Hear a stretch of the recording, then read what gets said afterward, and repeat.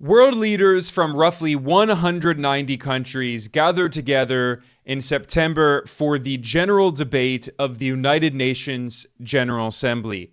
Now, there are many problems with the UN. I'll be talking about them today. But one of the good things about the UN is it's really the only international platform where pretty much every country on earth is at least given a voice.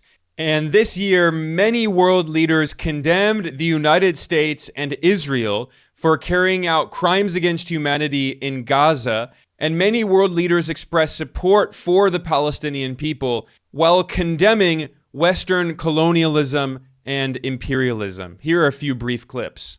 Nothing, absolutely nothing, justifies the ongoing genocide in Gaza.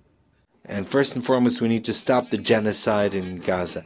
Humanity cannot allow a single day more of this genocide.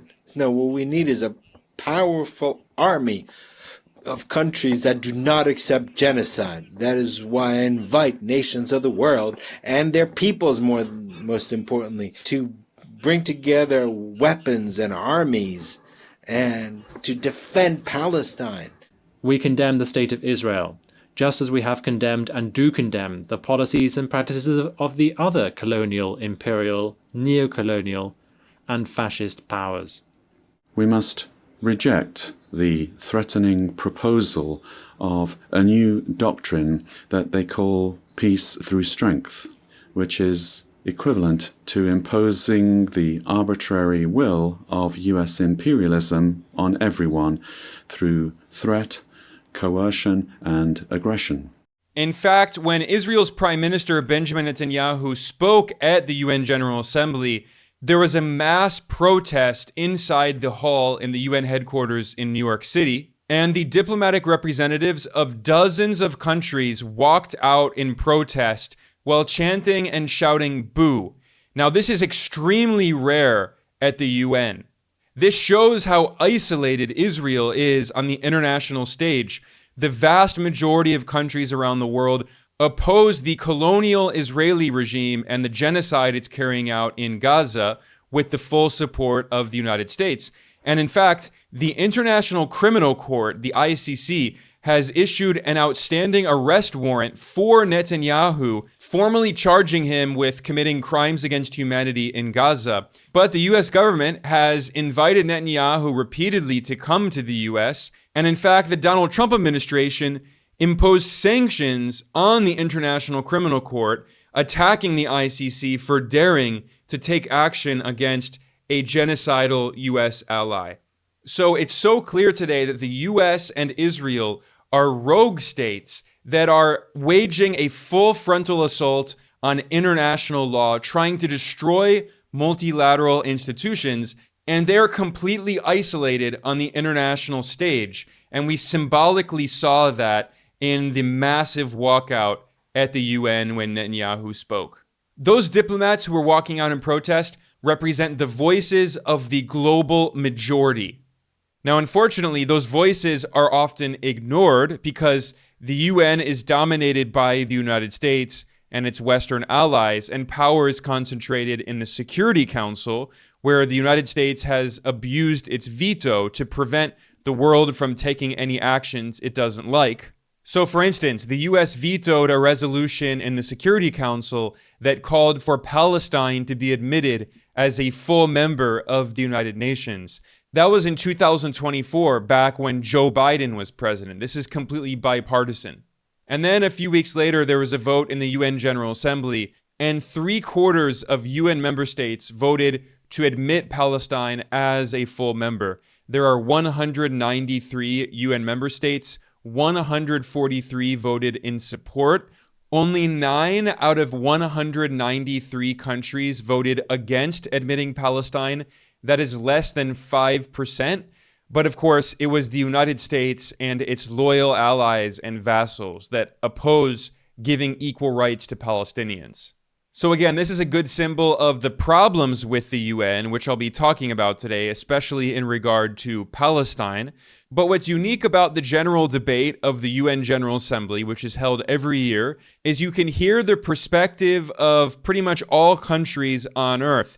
And we can hear what these world leaders think are important issues that we should be discussing. And many of these issues are ignored by the Western corporate media. You know, if you only listen to the Western press, you're never going to understand what is the perspective of countries that are constantly being attacked by the United States, like Venezuela or Cuba. These are countries that have been under illegal U.S. sanctions for decades. The U.S. government has obsessively tried to overthrow their governments, backing coup attempts and regime change operations and color revolutions. Well, today I'm going to look at highlights from some of the speeches that were given by these world leaders at the UN General Assembly, who are often ignored by the Western corporate media. And in these speeches, you can hear how some world leaders are standing up to the United States and Israel and supporting Palestine, speaking out against the crimes against humanity which are being carried out by the US and Israel in Gaza. This was a major issue that was discussed by dozens of leaders in the speeches they gave this year, 2025, in the UN General Assembly. In particular, today, I'm going to be focusing on leaders from Latin America who have been standing up to the U.S. empire as the U.S. is bombing Venezuelan ships, killing Venezuelans without any charges, without due process. The U.S. is trying to suffocate the economy of Cuba and backing coup attempts in many countries in Latin America. Well, meanwhile, the leaders of these countries are standing up on the world stage and pushing back against the U.S. empire. So I'm going to start by playing a clip here from the opening of the speech given by Cuba's foreign minister, Bruno Rodriguez, and he opened his speech by expressing solidarity with Palestine and condemning the U.S.-Israeli genocide in Gaza. As we meet here, 2.2 million human beings in Gaza are condemned to hunger by the genocidal extermination and ethnic cleansing actions of the Zionist regime, which enjoys the military and financial supplies and the impunity guaranteed by the government of the United States. On behalf of the government and people of Cuba, I reiterate our firmest solidarity with the Palestinian people and with their just cause for freedom, independence, and an end to the Zionist occupation. If the Security Council proves itself impotent because of the veto that the United States wields or threatens to wield, and is incapable of adopting effective measures to halt the barbarity, then this General Assembly has the duty and the capacity to put forward concrete measures without delay. As you could hear there, Cuba's foreign minister pointed out that the United States has repeatedly used its veto in the UN Security Council to unilaterally block all resolutions that call for peace and a ceasefire in Gaza. The US has used its veto 6 times to stop Gaza peace resolutions in the past 2 years, since October 2023. That was 4 vetoes in the Biden administration and now 2 vetoes in the Trump administration. This issue was also raised by Brazil's President Lula da Silva. He condemned the Israeli genocide in Gaza. He criticized the U.S. for using its veto power to prevent Palestine from becoming a member state of the UN, and Lula emphasized that the U.S. and Israel are destroying international humanitarian law, and the myth of the ethical exceptionalism of the West is buried under the rubble in Gaza, he said. Listen here. Nothing, absolutely nothing, justifies the ongoing genocide in Gaza. There, under tons of rubble, are buried tens of thousands of innocent women and children. There, we can see that international humanitarian law and the myth of ethical exceptionalism of the West are also being buried there. This was also a theme that was emphasized by Colombia's president, Gustavo Petro, and his speech was especially powerful. Petro condemned Israel's Prime Minister Benjamin Netanyahu as a genocidal war criminal, and he criticized the U.S. and Israel for attacking the International Court of Justice at The Hague, and he emphasized that the U.S. and Israel have been violating the decisions of the ICJ. Colombia's president said that the U.S. and NATO are killing international democracy. They are imposing totalitarianism, and the US and Israel are killing Palestinian children every single day. And Petro called for an international coalition to intervene in Gaza to stop the US-Israeli genocide. Listen to these very powerful remarks here from the president of Colombia, which has historically been the closest US ally in Latin America. Colombia was dominated for decades by right-wing oligarchic leaders who were pro-US. Petro is the first ever left-wing leader of Colombia, and this is part of his powerful speech. And first and foremost, we need to stop the genocide in Gaza. Humanity cannot allow a single day more of this genocide. Or for the genocidal Netanyahu and his allies in Europe and the United States to continue. The United Nations must uphold the decisions of the International Court of Justice. International law is the basis of civilization and of its wisdom as distilled in history, and it must make sure that the decisions of international justice are implemented, are applied.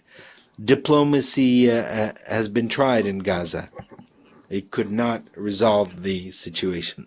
When every single day, every single minute, a missile is fired and destroys the bodies of babies and children in the Arab state of Palestine. Every day, there are decisions, resolutions that are vetoed in the Security Council. Every day, more and more children die. More and more bombs, more and more dead. Can we stop the genocide with a vote of the General Assembly? Yes, that's what we should do rather than a vote in the Security Council, because that is vetoed. United for peace for Palestine. We should establish a peacekeeping force to protect. No, what we need is a powerful army of countries that do not accept genocide. That is why I invite nations of the world and their peoples, most importantly, as a integral part of humanity, to bring together weapons and armies and to defend Palestine. I invite the armies of Asia and the brave Slavic people who defeated Hitler and the Latin American people of Bolivar, of Garibaldi and others. I think there's enough. We've had enough words. Today, the time has come to use the slogan of Bolivar, freedom or death, because Washington and NATO are killing democracy. And they are spreading totalitarianism at the global level. The United States no longer teach democracy, but rather kill democracy, especially among its immigrants, filled with greed. The UN should begin its change by stopping the genocide in Gaza with a army of liberation and salvation, and there should be a decision here taken in the General Assembly without any veto. Similar comments were made by the representative from Nicaragua and its revolutionary Sandinista government. This is the foreign minister, Denis Moncada, who condemns Israel and points out that Nicaragua has always condemned colonialism, imperialism, and fascism, pointing out that Israel is following exactly in those same footsteps. We reiterate our historical and permanent condemnation of the genocide, the barbaric policy of denial of the Palestinian people. We condemn all the savage, brutal massacres that are perpetrated and spreading in clear view with the complacency of the entire world. We condemn the state of Israel, just as we have condemned and do condemn the policies and practices of the other colonial, imperial, neocolonial, and fascist powers. Venezuela also expressed its solidarity with Palestine and condemned the U.S. war of aggression against Iran. This is Venezuela's Foreign Minister, Iván Gil. We stand in solidarity with the heroic people of Palestine, and we call for the end of the genocide waged by Israel's Zionist regime. We condemn attacks against the territorial integrity and sovereignty of the Islamic Republic of Iran. Now, as world leaders condemned the US-sponsored Israeli genocide in Gaza, another major theme they repeated is that the United States is increasingly fascist.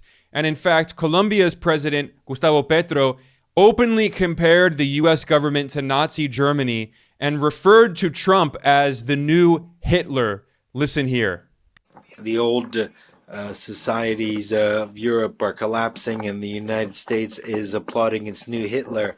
Germany, the country of great philosophers, became prey of irrationalism in 1933, and today it's this country that is becoming irrational.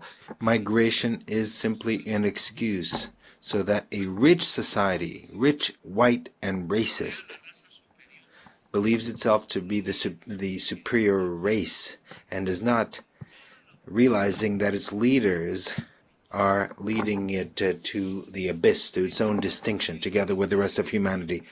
Now, in response to the Colombian president's comments, the US government imposed sanctions on Petro and revoked his visa, so he can no longer go back to the US to speak in the United Nations. Which, by the way, it's completely absurd that the US hosts the headquarters of the United Nations. The US is the biggest rogue regime on earth. Washington violates international law more than every other country, and yet the US hosts the UN. It's a complete farce. And here we can see how the US weaponizes access to the UN and punishes foreign leaders it doesn't like by preventing them from going to the UN. But what was Petro's response to the US sanctions? He said, I don't care. He said it's too important to speak out against US fascism and the genocide being carried out in Gaza. And he doubled down, and in a rally, he called once again for an international coalition to intervene in Gaza to stop the US-Israeli genocide. But it wasn't just Gustavo Petro who condemned US imperialism and compared the US to Nazi Germany. Venezuela's foreign minister, Iván Gil, also compared the US to Nazi Germany, and he warned that this year is the 80th anniversary of the United Nations, and the new Hitlers in the West, the United States and its imperialist allies, are trying to destroy the UN because despite all of the many problems with the UN, despite its faults, it still is one of the only international multilateral organization that gives a voice to countries like Venezuela, like Colombia, like Cuba, while the US is trying to crush these countries. So listen to these comments here from Venezuela as the US is attacking Venezuela. We here affirm our total commitment to the group of friends in defense of the Charter of the United Nations. That group comprises governments that seek to rescue the system of the United Nations that is now on a dangerous path of decline, which may dangerously culminate in the extinction of the United Nations. The Nazis of today, just like the Nazis of Hitler yesterday, are working to destroy the United Nations. We are striving to restore its dignity and to make it ever stronger. Nicaragua's revolutionary Sandinista government not only condemned Western imperialism, but also said that the peoples of the Global South deserve compensation and reparations after the centuries of colonialism and wars and theft by the US-led West. Nicaragua pointed out that the Western capitalist countries, they became rich by exploiting the Global South and colonizing the Global South. Listen to his powerful comments here.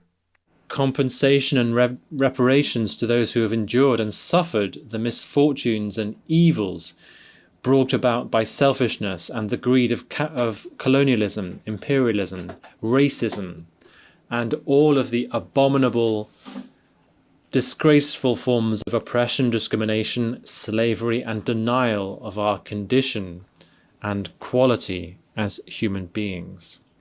As peoples aggrieved by xenophobic discrimination and barbarism, we hereby denounce the plundering and looting of what is ours.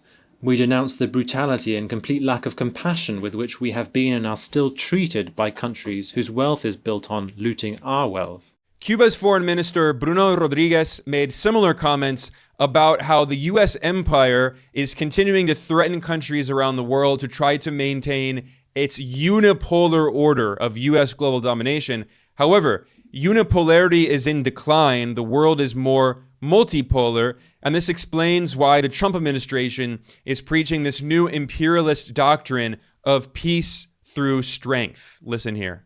We must reject the threatening proposal of a new doctrine that they call peace through strength, which is equivalent to imposing the arbitrary will of US imperialism on everyone through threat, coercion, and aggression.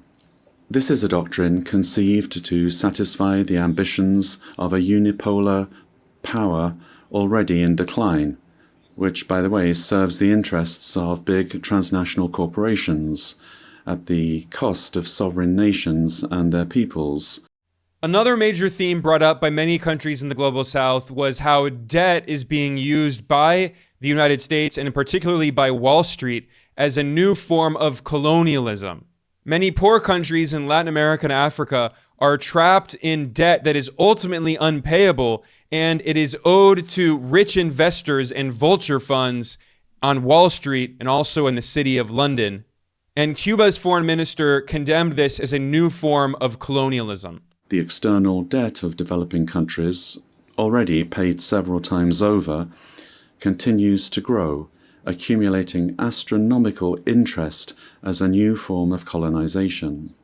Colombia's president, Gustavo Petro, also characterized these debt traps that the global south has been trapped in by the United States and Wall Street and London as a new form of colonialism. And he said that there should be debt swaps so the global south countries can pursue green technology and renewable energy, and so the world can transition away from fossil fuels. And Western imperialist countries owe this climate debt to the global south. So the global south's debt should be forgiven in return as part of this swap. And Petro also pointed out that it's completely absurd expecting all of these global south countries to pay all of this debt owed to Wall Street. It's never going to be paid. Instead, the United States is going to cook the planet before that debt is ever paid. You know, Donald Trump is boasting of how the U.S. is the #1 oil and gas producer in the world, and his slogan is drill, baby, drill. He's giving big oil corporations a complete green light to massively expand production while shutting down all green energy. Gustavo Petro pointed out how ridiculously hypocritical this is. The debt of the poorest countries must be forgiven. There should be swaps, debt swaps for adaptation and mitigation and investment in the climate crisis. So people from the United States and those from Wall Street, from London, you want to collect the interest payments from the debt of our countries. What you will find eventually is cemeteries, because we'll be dead. The money will be useless in the midst of all the cemeteries. Colombia's President Petro also pointed out that Donald Trump, the world's most powerful person, does not believe in science. In fact, Trump gave a crazy speech at the UN where he spent several minutes attacking other countries and boasting of how the US is the greatest country ever, supposedly, and just spewing lies nonstop. Listen to these comments here from Colombia's president, who calls out Trump for being a completely ignorant maniac who's destroying the planet. That is what science tells us. But here people don't believe in science. The most powerful man in the world does not believe in science. That is the irrationality. Another important issue that was repeatedly mentioned at the UN General Assembly debate was the U.S. attacks on Venezuela. The Donald Trump administration is launching another coup attempt in Venezuela, and Venezuela's foreign minister, Iván Gil, discussed the nonstop U.S. aggression against Venezuela, how the U.S. has been desperate to overthrow the revolution, the Bolivarian revolution, launched by Venezuela's previous president, Hugo Chavez, and continued by Venezuela's current president, Nicolás Maduro. Here he summarizes how the U.S. has been waging a nonstop war against Venezuela. Global public opinion and the peoples of the world are acutely aware of everything done by the United States government to topple Commander Chavez and everything it did to lay waste to the historic project of liberation that's been supported and given new mandates time and time again by the Venezuelan people in 32 elections. With the passing of President Chavez, the people in myriad electoral and political events have reaffirmed their staunch support for the historic Venezuelan emancipation project, which is now in the hands of President Nicolas Maduro. It is also widely documented and known to all that war has been waged upon us in myriad forms. There is the criminal aggression that in the last decade has been waged against Venezuela to allow external powers to get their hands on Venezuela's natural resources and usher in a so-called regime change. There have been countless aggressions, Madam President, against Venezuela in recent years, actions seeking to destabilize the nation, plots, conspiracies. These included an assassination attempt using drones. There's been the economic war, whose most cruel form has been the 1,042 sanctions that are criminally imposed upon our oil industry and the productive sectors of our nation. We've also seen several incursions using mercenaries. In addition to all of the above, now we have an absolutely illegal and completely immoral military threat hanging over our heads. That threat is a violation of the United Nations Charter as well as of the rights of Venezuela as a sovereign state. Venezuela's foreign minister also emphasized that what the U.S. is trying to do with this regime change is to steal Venezuela's oil and natural gas. This attempt to bring war to the Caribbean and South America in order to usher in a regime change which will allow external powers to rob the immeasurable oil and gas wealth of Venezuela. The U.S. government has surrounded Venezuela with thousands of troops and warships, and the U.S. has repeatedly bombed Venezuelan boats, killing dozens of Venezuelans without charge, without trial, on completely bogus, fabricated accusations. Venezuela's foreign minister also compared the U.S. war on Venezuela to the previous U.S. wars on Iraq, Afghanistan, Libya, and now Iran. And he pointed out that the U.S. government has spread lies in order to justify these illegal wars of aggression. Like, for instance, the CIA falsely claimed that Iraq had weapons of mass destruction in order to justify the illegal U.S. invasion of Iraq in 2003. And today, Venezuela pointed out that the latest lie, the latest version of the WMD's myth, is that supposedly Venezuela is run by cartels. And the Trump administration absurdly claims that supposedly it's trying to stop drug trafficking, which is not at all true. This is just the nonsensical excuse that Trump is using to justify waging war on Venezuela. In these early decades of the 21st century, we have seen false and tasteless justifications invoked to invade our sisterly country, Iraq. We have witnessed the bombing and destruction of Libya and the 20-year invasion of Afghanistan. A short while ago, we saw the criminal and cunning bombing of the peaceful Islamic Republic of Iran. Today, the target of this aggression is now Venezuela, a peaceful country built on solidarity. In view of the fact that Venezuela cannot be accused of having weapons of mass destruction or nuclear weapons, today unbecoming and perverse lies are being leveled against us that no one believes, no one in the United States believes them, or in the world as a whole. Cuba's foreign minister also warned about the danger of the U.S. war on Venezuela, and he emphasized the Trump administration's execution of Venezuelans without any trial on bogus accusations with no evidence. This is a blatant violation of international law, and the world should be condemning the U.S. for waging yet another war of aggression. In the Caribbean, today we're seeing the looming threat of war, with an extraordinary naval and air deployment of an offensive nature, utterly unjustified, involving missiles, landing an assault craft, and nuclear submarines. Test missiles with nuclear capacity are being launched. The United States brandishes the pretext of fighting crime and drug trafficking. This is a tale which no one in this chamber believes.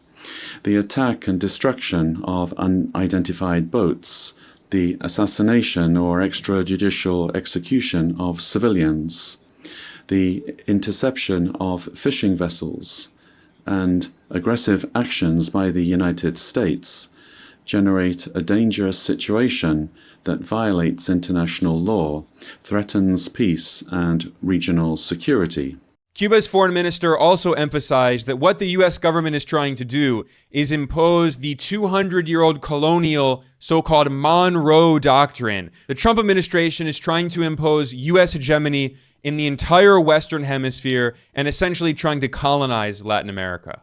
We repudiate the Monroe Doctrine and any attempt at militarization, intervention, or imperialist domination in Latin America and the Caribbean, proclaimed as a zone of peace.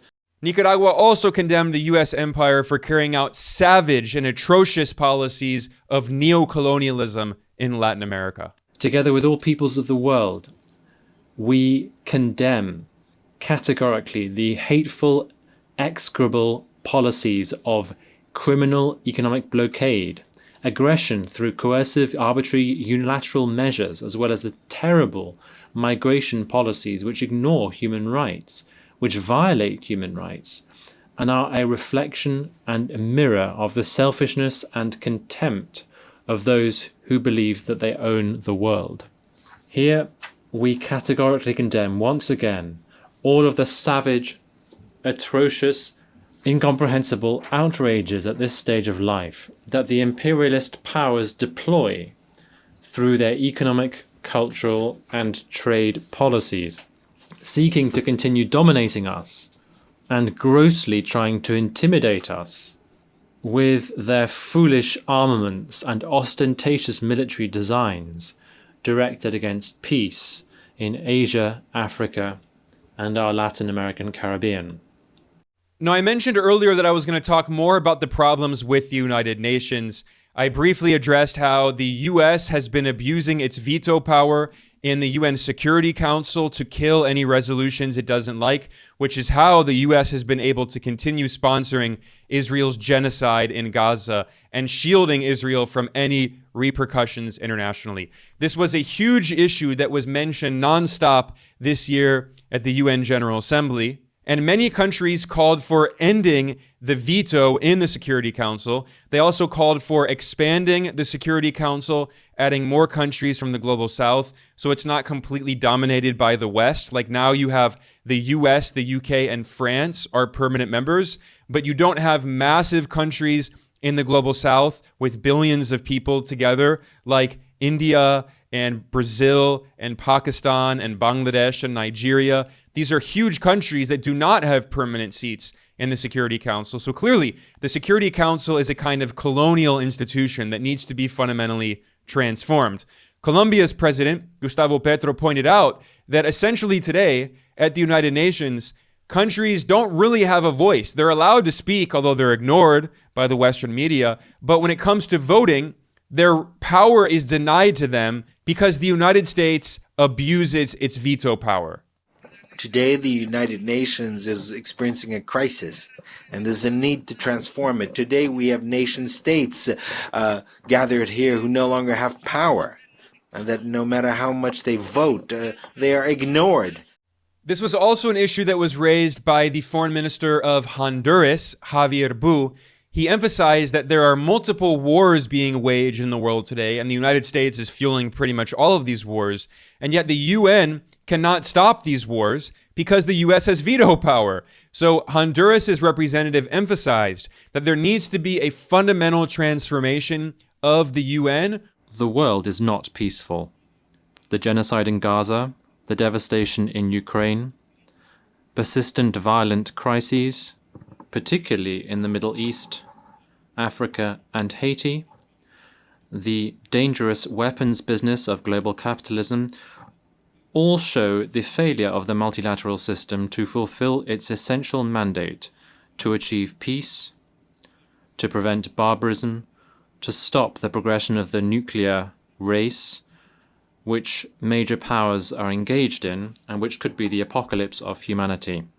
We categorically reject the fact that the most important decisions on peace and security throughout the world are hoarded in the hands of 5 permanent members of the Security Council. Their veto power, which has become an anachronistic privilege, has paralyzed collective action and the calls for peace in different parts of the world, and has allowed those committing war crimes to enjoy impunity. The UN cannot remain a hostage to special interests, nor can it be idly complicit in the face of the destruction of entire peoples. It is morally unacceptable that while billions of dollars are spent on weapons, budgets for peacekeeping operations, humanitarian aid, and sustainable development are being slashed. How can it be justified that the voice of 193 states who are present in this General Assembly and who are in favor of peace, to put an end to the different power blocks, can be cancelled out by one vote? We cannot continue to sustain a global order founded on privilege and inequality that leads to suffering for millions of poor people throughout the world. Cuba's foreign minister pointed out that when the UN was founded in 1945, 80 years ago, there were only 51 member states, and there were still many countries in the global south that were colonized. They were formally colonized by the Western colonial powers. And throughout the 50s, 60s, and 70s, in the national liberation struggles, countries of the global south finally won their independence through hard-earned struggle against the Western colonial powers. And now there are 193 UN member states, but the structure of the UN is still colonial and undemocratic, and it needs to be changed. Listen here. 11 million people, 3 million of them children, die every year from hunger and associated diseases. The climate crisis is destroying nations and lives, devastating communities and economies. A handful of countries and individuals have amassed more wealth than the vast majority of all other countries combined. Colossal inequalities stifle and prevent sustainable development. There has been no effective global response to today's serious challenges. There could not be, because the current world order reflects a bygone era when most developing countries did not even exist as independent states. 80 years ago, the United Nations was founded with only 51 member states. Today, we are 193. The most urgent priority is to create a new international order that guarantees peace, the right to development, sovereign equality, participation and representation of developing countries in global policy decisions, that provides for the common good and prosperity in harmony with nature, and ensures the exercise of all human rights for all people. So what we are seeing today in the world is a fundamental conflict. And if you understand this, you can understand many of the wars and crises happening today. That is, the world in the 1990s and the early 2000s was a unipolar order dominated by the US empire, which tried to impose its hegemony in every single corner of the world. But now, in the 2020s, we are in an increasingly multipolar world. The US empire is in decline, and it's lashing out. The Trump administration has taken the mask off the US empire, and it has dispelled any illusion that the US empire cares about so-called democracy and human rights and all that nonsense. It never did. But the Trump administration is putting the pedal to the metal in terms of the blatant neocolonial aggression in a desperate attempt to save the declining US empire. So this is why the US is attacking international organizations like the United Nations. This is why Trump has withdrawn the US from numerous UN bodies, including the UN Human Rights Council, including UNESCO, including the World Health Organization. This is why Trump has been imposing sanctions on international organizations like the International Criminal Court, the ICC. What the US empire is trying to do is once again impose a unipolar order on the world through force. But more and more countries are coming together and calling for a more multipolar order based on multilateralism, not US unilateralism.